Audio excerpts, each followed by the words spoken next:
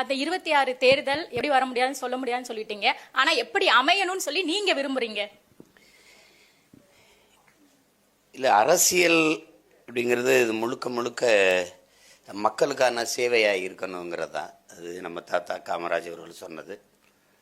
எங்கள் தலைவர் எங்களுக்கு கற்பித்தது அது மக்களின் மீது அதிகாரத்தை செலுத்துகிற விவகாரம் அல்ல, மக்களுக்கு ஆற்றப்படுகிற தொண்டுங்கிறாரு. நாங்கள் எல்லா உயிர்களுக்குமான தேவையும் அதை நிறைவு செய்யும் சேவையும் தான் அரசியல்னு.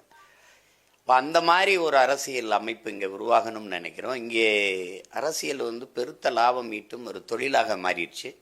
ஏன்னா வாக்குக்கு காசு கொடுக்கறது ஒரு முதலீடு. ஒரு வேட்பாளர் 15-20 கோடியை முதலீடு செய்கிறாருன்னா 150-200 கோடி ஈட்டிக்கிறலாம்னு நம்பிக்கை.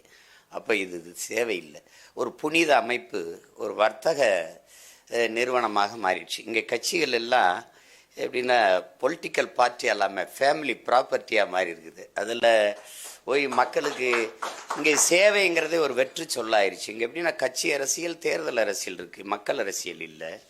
செயல் அரசியல், சேவை அரசியல் இல்லை. செய்தி அரசியல், விளம்பர அரசியல் இருக்குது. இதை தகர்த்து மக்கள் அரசியல், செய்தி அரசியல் இல்லாத செயல் சேவை அரசியலாக வரணும்னு நாங்கள் நினைக்கிறோம். அப்போ இங்கே நாட்டையும் மக்களையும் பேரன்பு கொண்டு காதலிக்கிறவங்க கையில் அதிகாரம் இருந்தால் தான் இந்த நாடு சரியாக இருக்கும். எப்படியாவது மக்களை ஏமாற்றணும்னு நினைக்கிறவன் என்ன செய்வான்? தேர்தல் வரும்போது பொங்கலுக்கு 3000 கொடுப்பான், அரிசி பருப்பு கொடுப்பான், வேட்டி சேலை கொடுப்பான், மடிக்கணினி கொடுப்பான். மடிக்கணினி தேர்தல் நேரத்தில் கொடுக்கும்போது தேர்தல் அரசியலாக இருக்குது. பொங்கலுக்கு தொகை கொடுக்கறது, அரிசி பருப்பு கொடுக்கறது ஒவ்வொரு ஆண்டும் கொடுத்தா அது மக்கள் அரசியலாக இருக்குது. தேர்தல் வரும்போது கொடுக்கும்போது தைப்பொங்கலாக இல்லாமல் தேர்தல் பொங்கலாக மாறிடுது. பொங்கலுக்கு புரியுதுன்னு நினைக்கிறேன். அப்போ இந்த நிலையில்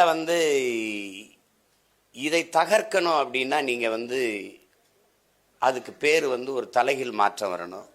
அதுக்கு பேர் தான் ஒரே வார்த்தையில் புரட்சி. அது வரணும். அது மக்களின் மனத்திலிருந்து வரணும். ஒவ்வொருவரும் மாற்றத்திற்கான சிந்தனையிலிருந்து வந்துட்டா மாறிடும், சமூகம் மாறிடும். அப்போ நாங்கள் நினைக்கிறது, எங்களுடைய கோட்பாடு ஆள் மாற்றம் ஆட்சி மாற்றம் பயனில்லை, ஆட்சி முறை மாற்றணும். அப்போ அடிப்படை அமைப்பை, அரசியலையே மாற்றணும். அதுக்கு தான் நாங்கள் வேலை செய்கிறோம். அப்படி ஒரு அமைப்பு வரும், விரைவில் வரும். இப்போ எங்கள் ஐயா சொன்னது மாதிரி என்னை யாருக்கும் தெரியாது, எந்த பின்புலமும் இல்லை. 3வது பெரிய கட்சியாக சாதாரண மகன் ஏறி நிற்க முடியுதுன்னா மாற்றத்தை விரும்புகிற மக்கள் இருக்கிறாங்க. நீங்கள் சாதி சொன்னீங்க, மதம் சொன்னீங்க, சாராயம் கொடுத்தீங்க, பணம் கொடுத்தீங்க, சலுகைகளை சொன்னீங்க, எல்லாம் சொன்னீங்க. அதையும் தாண்டி ஒரு புது சின்னத்தை தேடி எங்களை தேடி தேடி என் மக்கள் வாக்கு செலுத்தியிருக்காங்கன்னா இங்கே மாற்றத்தை விரும்புகிற மக்களின் எண்ணிக்கை வளர்ந்து கொண்டு வருது. ஏன்னா என் மக்கள் மகத்தானவர்கள், அவர்கள் உண்மையிலே நல்லதை தேர்வு செய்வார்கள். நீங்கள் யாருமே இப்போ எது ஒன்றும் நல்லதை தானே விரும்புகிறீங்க. ஒரு கடைக்கு போனால் இந்த புடவை நல்லா இருக்குது, ஒரு கடைக்கு போனால் இந்த உணவு சுவையாக இருக்குது. இப்போ நல்லதை தேர்வு செய்கிற என் மக்கள் ஒரு நாள் தேர்வு செய்வாங்க. அவர் சொல்கிறா, மின்சாரம் இல்லாத இரவுகளில் மெழுகுவர்த்தியை தேடுவார்கள்னு. அநீதியும் அக்கிரமம் பெருகிற காலத்தில் மக்கள் நல்லவர்களை தேடுவார்கள்னு இப்போ தேடுவாங்கன்னு நான் நம்புகிறேன்.